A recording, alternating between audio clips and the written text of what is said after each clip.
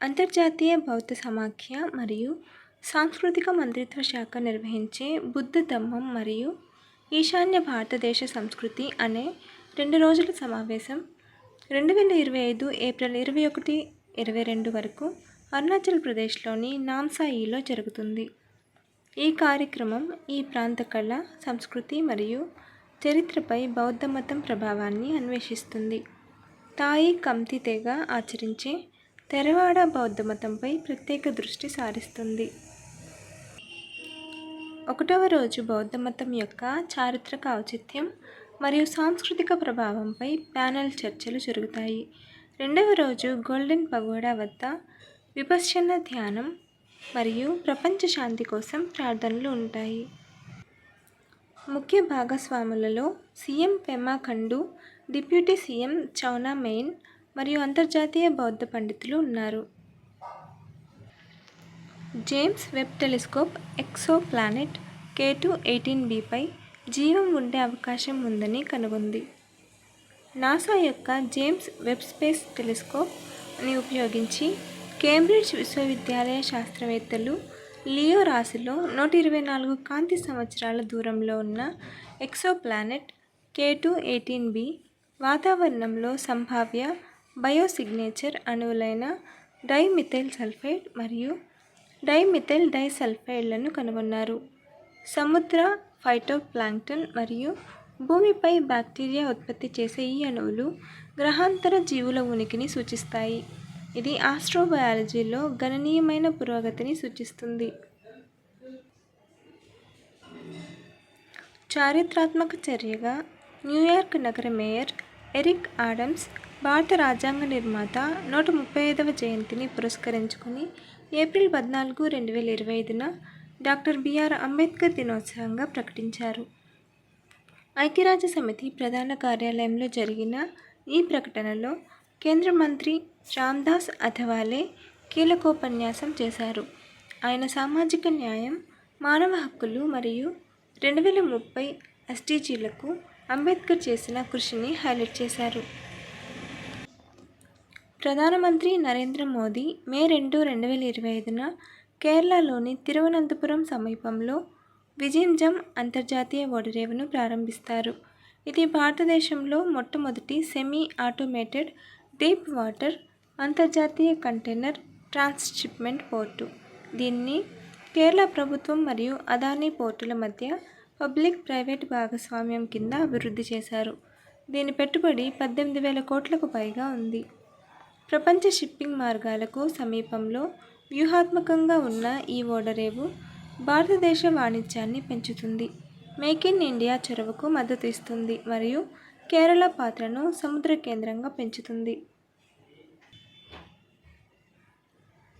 Road రవాణా మరియు రహదారుల మంత్రిత్వ శాఖ మరియు NHAI మే 1, 2025 నుండి ఉపగ్రహ ఆధారిత టోలింగ్ ప్రారంభించబడదని స్పష్టం చేశాయి.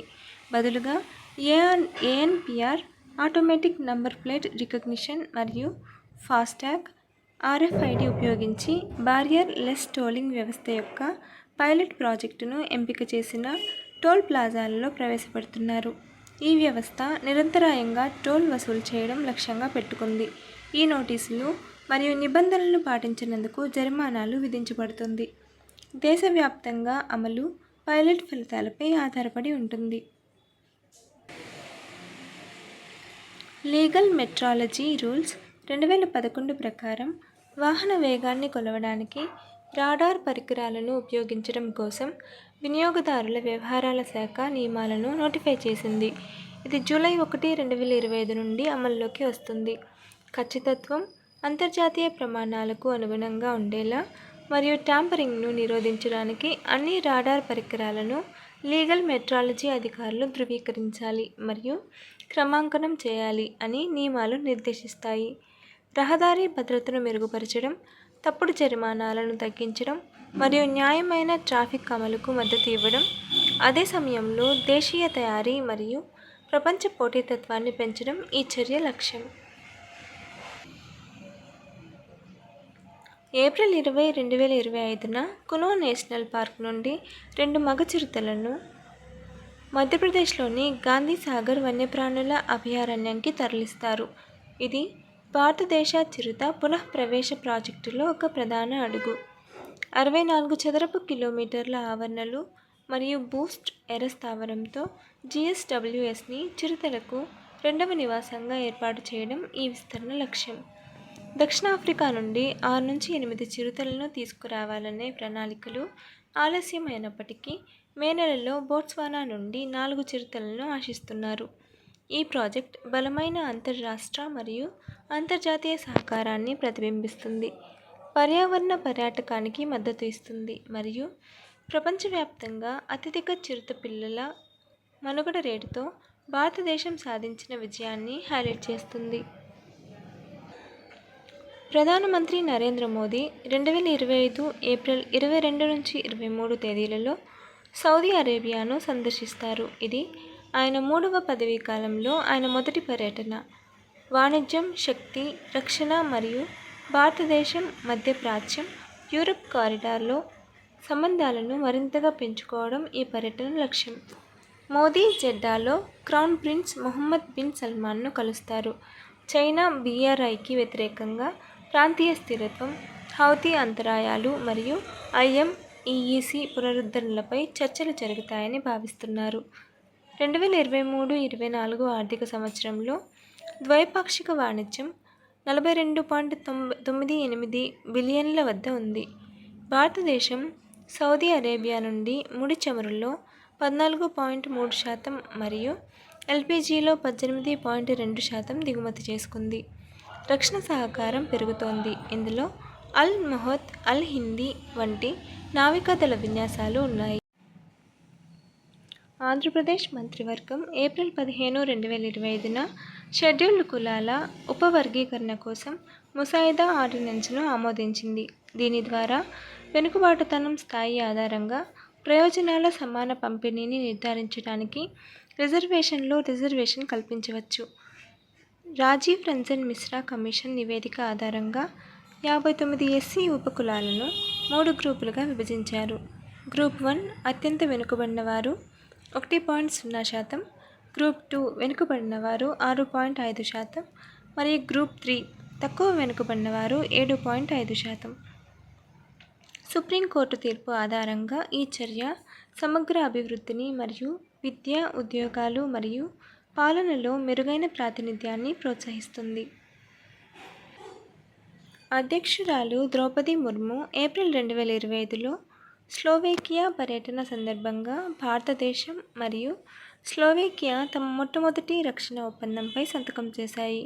ఇది భారతదేశ స్వదేశీ రక్షణ తయారీని పెంచడంలో ఒక ప్రధాన అడుగును సూచిస్తుంది.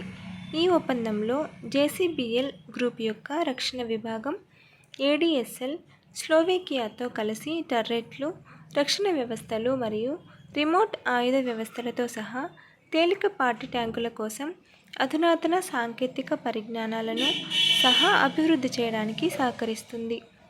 మేక్ ఇన్ ఇండియా దృక్పథంతో సమలేఖనం చేయబడిన ఈ ఒప్పందం అన్ని తయారీలు భారతదేశంలో జరుగుతాయని, సాంకేతిక బదిలీని కలిగి ఉంటుందని మరియు భవిష్యత్ రక్షణ ఎగుమతులకు తలుపులు తెరుస్తూనే స్వావలంబనను బలోపేతం చేస్తుందని నిర్ధారిస్తుంది. State bank of India April 15, 2025 నుండి తన అమృత్ వృష్టి FD పథకాన్ని తిరిగి ప్రవేశపెట్టింది. ప్రధానంగా సీనియర్ 7.55% మరియు సూపర్ సీనియర్ సిటిజన్లు 7.65% లక్ష్యంగా తీసుకొని సవరించిన వడ్డీ రేట్లతో సాధారణ ప్రజలు ప్రత్యేకమైన 444 రోజుల కాల పరిమితిలో 7.05% సంపాదిస్తారు. మొదట జూలై 2024లో ప్రారంభించబడింది మరియు మార్చి 2025లో మూసివేయబడింది. ఈ పథకం ఎటువంటి నిర్ణీత గడువు లేకుండా తిరిగి వస్తుంది. SBI యొక్క సీనియర్ సిటిజన్ కేంద్రీకృత ఆర్థిక ఉత్పత్తుల కింద వృద్ధులకు సురక్షితమైన అధిక రాబడి పెట్టుబడి ఎంపికలను నిర్ధారించడం లక్ష్యంగా పెట్టుకుంది. భారతదేశ ఫార్మా ఎగుమతులు ఫైనాన్షియల్ ఇయర్ 25లో $30.47 బిలియన్ల చారిత్రాత్మక గరిష్ట స్థాయికి చేరుకున్నాయి. మార్చి 2025లో 31.21% వార్షిక పెరుగుదల కారణంగా 29.38 బిలియన్ల లక్ష్యాన్ని అధిగమించాయి. ముఖ్యంగా దోహదపడిన వాటిలో ఔషధ సూత్రీకరణలు మరియు జీవశాస్త్రాలు 20.12 బిలియన్ల డాలర్లు మరియు యునైటెడ్ స్టేట్స్ నుండి బలమైన డిమాండ్ 8.95 బిలియన్లు 14.29% పెరుగుదల ఉన్నాయి. నాఫ్తా ఎగుమతుల్లో 36.6% వాటా కలిగి ఉంది. సుంకం బెదిరింపులు దీని నుండి ఫార్మా మినహాయింపు ఇవ్వబడింది. మరియు ఆఫ్రికా, యుఏఈ మరియు చైనాలో ప్రాంతీయ క్షీణతలు వంటి ప్రపంచ ప్రతికూలతలు ఉన్నప్పటికీ భారతదేశ ఫార్మా రంగం ఆయుష్, సర్జికల్ మరియు మూలికా ఉత్పత్తులు కూడా వృద్ధిని నమోదు చేయడంతో స్థితిస్థాపకతను ప్రదర్శించింది. 2000 కంటే ఎక్కువ యూపీఐ లావాదేవీలపై జీఎస్టీ విధించడంపై తప్పుడు నివేదికలను ఆర్థిక మంత్రిత్వ శాఖ తోసిపుచ్చింది. అలాంటి ప్రతిపాదన ఏదీ లేదని స్పష్టం చేసింది. వ్యక్తి నుండి వ్యాపారికి యూపీఐ లావాదేవీలపై ఎండీఆర్ మర్చెంట్ డిస్కౌంట్ రేటు జనవరి 2020లో రద్దు చేయబడినందున జీఎస్టీ వర్తించదు. యూపీఐ వృద్ధి ఫైనాన్షియల్ ఇయర్ 2025లో 260.56 లక్షల కోట్లు వర్సెస్ ఫైనాన్షియల్ ఇయర్ 2020లో 21.3 లక్షల కోట్ల ద్వారా ప్రభుత్వం తన యూపీఐ ప్రోత్సాహక పథకం ద్వారా డిజిటల్ చెల్లింపులను ప్రోత్సహిస్తూనే ఉంది. ఫైనాన్షియల్ ఇయర్ 2023లో 2,210 కోట్లు మరియు ఫైనాన్షియల్ ఇయర్ 2024లో 3,631 కోట్ల చెల్లింపులు చిన్న వ్యాపారులకు మరియు ఆర్థిక చేరికకు మద్దతు ఇస్తుంది. ఫైనాన్షియల్ ఇయర్ 2025లో భారతదేశ ఇంజనీరింగ్, వస్త్ర మరియు దుస్తుల ఎగుమతులు 6% కంటే ఎక్కువ వృద్ధిని నమోదు చేశాయి. దీనికి ఇంజనీరింగ్ వస్తువులలో 6.74% పెరుగుదల మరియు వస్త్రాలలో 6.32% పెరుగుదల కారణమైంది. దుస్తుల ఎగుమతులు 10.03% పెరిగాయి. యుఎస్, చైనా వాణిజ్య ఉద్రిక్తతల మధ్య ఈ వృద్ధి, యుఎస్ సుంకాలు మరియు చైనీస్ పోటీ నుండి వచ్చే నష్టాలు కొనసాగుతున్నప్పటికీ విశ్వసనీయ ప్రత్యామ్నాయ సరఫరాదారుగా భారతదేశానికి వ్యూహాత్మక అవకాశాలను అందిస్తుంది. ఎగుమతిదారులు వేగాన్ని కొనసాగించడానికి విధాన మద్దతు మరియు వైవిధ్యీకరణ అవసరాన్ని నొక్కిచెప్పారు. ఇస్రో మరియు నాసా మధ్య భూమి పరిశీలన సహకారానికి ఒక మైలురాయి అయిన Nisar, నాసా-ఇస్రో synthetic aperture radar machine ఇప్పుడు జూన్ 2025లో జీఎస్ఎల్వీ ద్వారా ప్రారంభించబడుతుందని భావిస్తున్నారు. 1 సెంటీమీటర్ ఖచ్చితత్వంతో హిమానీ నదాల తిరోగమనం, వృక్ష సంపద మార్పు, భూకంపాలు మరియు భూమి వైకల్యాన్ని పర్యవేక్షించడానికి రూపొందించబడిన ఇది వాతావరణం మరియు విపత్తు నమూనాలను ముందుకు తీసుకువెళ్తుంది. మొదట 2024కి నిర్ణయించబడిన ఈ ప్రయోగం 12 మీటర్ల యాంటెన్నా సమస్య కారణంగా ఆలస్యమైంది. దీనికి యుఎస్లో అప్గ్రేడ్లు అవసరం. నిసార్ ఉమ్మడి అంతరిక్ష ఆవిష్కరణను ప్రదర్శించే మొదటి ప్రధాన నాసా-ఇస్రో ఎర్త్ సైన్స్ మిషన్. ఏప్రిల్ 19న జరుపుకునే ప్రపంచ కాలేయ దినోత్సవం కాలేయ ఆరోగ్యం మరియు వ్యాధి నివారణ గురించి అవగాహన పెంచుతుంది. 2025 థీమ్ ఆహారమే ఔషధం. కాలేయ రుగ్మతలను నివారించడంలో పోషకాహార పాత్రను నొక్కిచెబుతుంది. కాలేయం నిర్విషీకరణ, జీవక్రియ మరియు రోగనిరోధక నియంత్రణ వంటి కీలకమైన విధులను నిర్వహిస్తుంది. దీని సంరక్షణను తప్పనిసరి చేస్తుంది. పేలవమైన ఆహారం, మద్యం దుర్వినియోగం మరియు హెపటైటిస్ వంటి ఇన్ఫెక్షన్లు కొవ్వు కాలేయం, సిర్రోసిస్ మరియు కాలేయ క్యాన్సర్ వంటి పరిస్థితులకు దారితీయవచ్చు.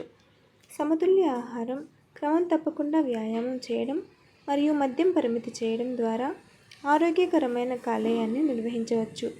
కాలేయ వ్యాధిని నివారించడానికి ప్రారంభ జీవనశైలి మార్పులు కీలకం. Follow for more videos.